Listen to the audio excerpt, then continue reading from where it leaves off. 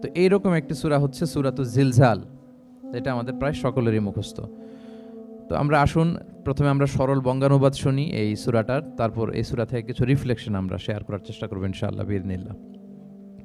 আমি শুরুতে সূরাটার সরল বঙ্গানুবাদ আপনাদের সাথে শেয়ার করছি। আউযু বিল্লাহি মিনাশ শাইতানির রাজিম, বিতাড়িত শয়তান থেকে মহান আল্লাহ তাআলার কাছে পানাহ চাচ্ছি। বিসমিল্লাহির রহমানির রহিম, পরম করুণাময় অসীম দয়ালু আল্লাহ তাআলার নামে শুরু করছি।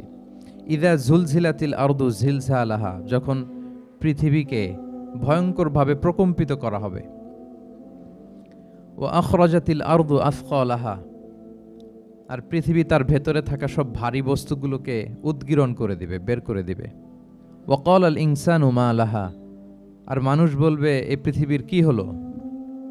ইয়াউমা ইযিন তুহাদ্দিসু আখবারাহা, সেদিন পৃথিবী তার সব খবর বলে দিবে। বিআন্না রাব্বাকা আওহা লাহা, কারণ তার রবই তাকে এমনটি করতে আদেশ করেছেন বা প্রত্যাদেশ দিয়েছেন।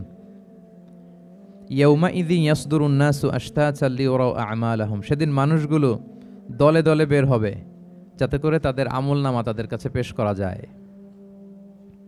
ফামান ইয়া'মাল মিসকালা যাররাতিন খায়রান ইয়ারাহ, যে ব্যক্তি অনুপরিমাণ ভালো কাজ করেছে সেটা সে দেখতে পাবে। ওমান ইয়া'মাল মিসকালা যাররাতিন শাররান ইয়ারাহ, আর যে ব্যক্তি অনুপরিমাণ মন্দ কাজ করেছে, কোনো খারাপ কাজ করেছে, সেটাও সেদিন দেখতে পাবে। সাদাকাল্লাহুল আযীম। এই হচ্ছে সূরাতুজ জিলজালের সংক্ষিপ্ত বঙ্গানুবাদ।